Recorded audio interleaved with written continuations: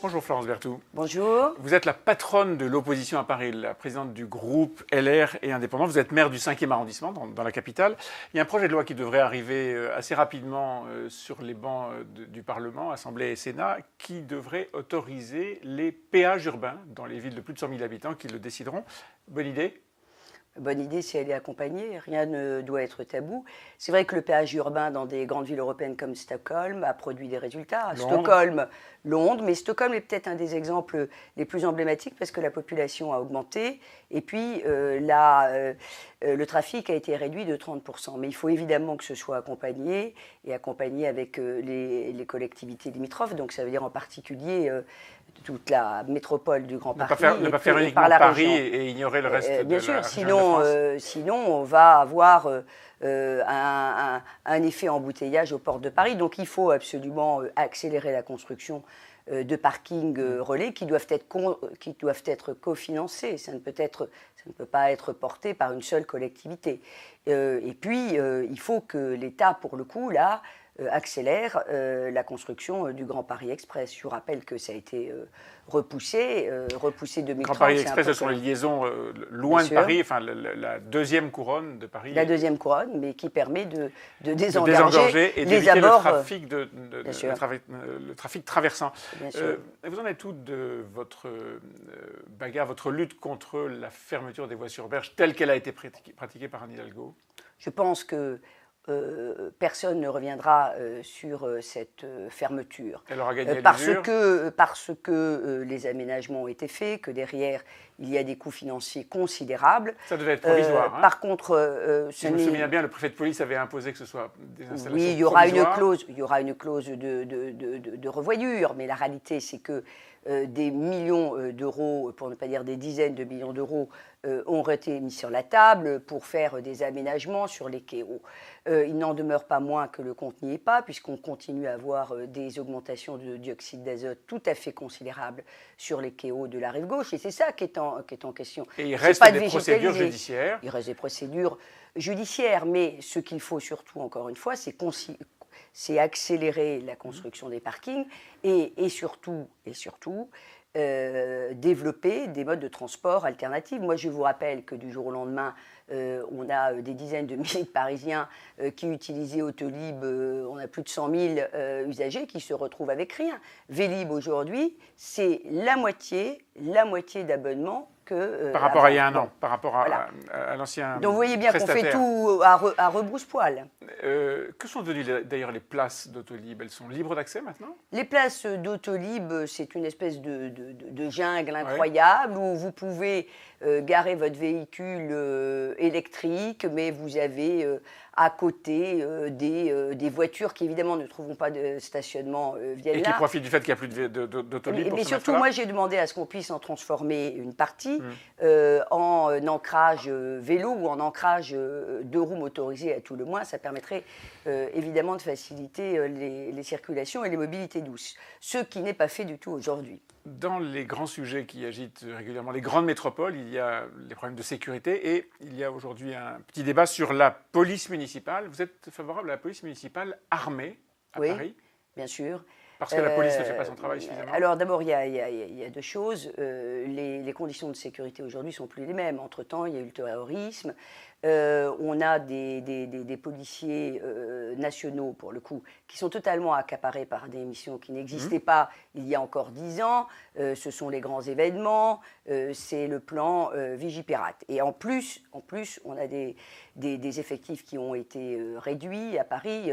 Depuis le début du mandat de Mme Hidalgo, on a perdu l'équivalent d'un commissariat de police. Donc il ne s'agit pas de se substituer à cette police-là, mais il s'agit d'être en situation d'avoir une police qui est une police de quartier, armée parce que sinon, eh bien, cette police est une cible. Pour qu'elle soit armée, il faut qu'elle soit formée. J'ai fait des propositions extrêmement précises pour qu'elle puisse être formée avec une académie qui fait que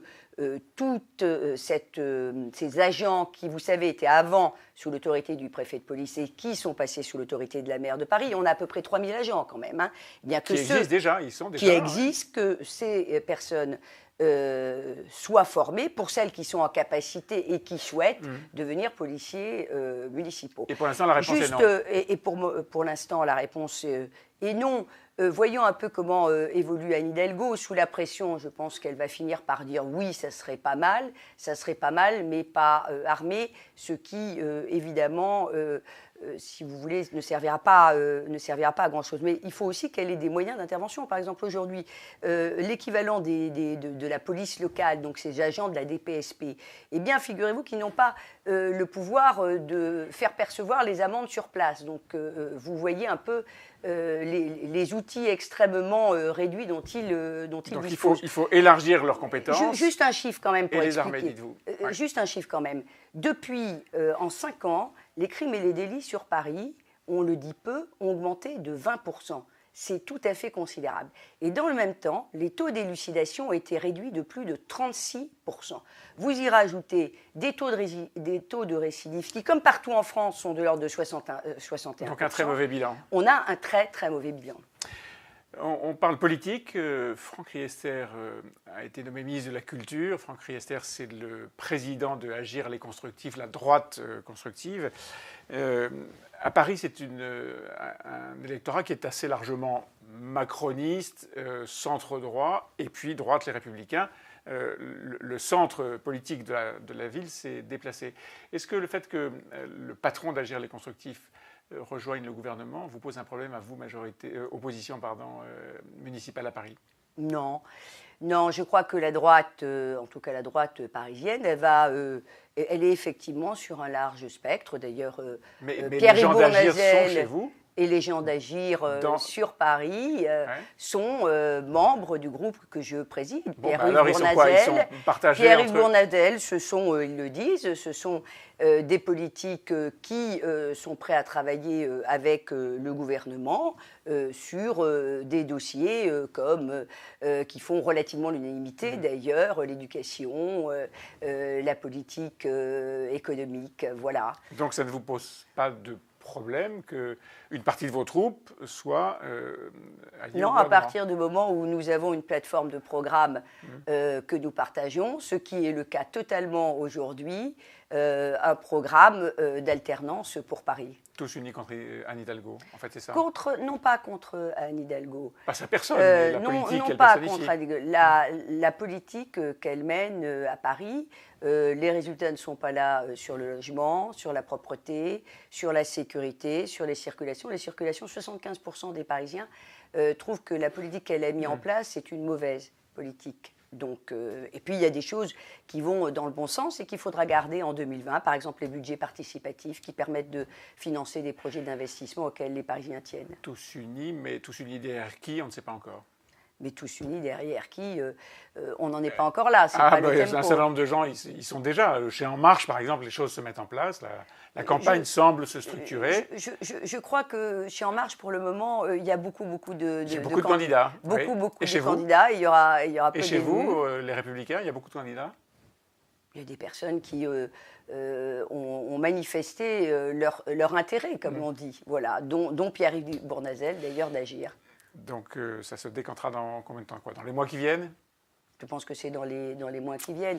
Il va y avoir incontestablement un tournant qui sera celui des élections européennes, on le voit bien. Et quelque chose autour. Alors est-ce que ce sera avant? Est-ce que ce sera après? En tout cas, ce sera un moment qui va incontestablement figer un certain nombre de choses. Merci Florence Berthoud. Merci.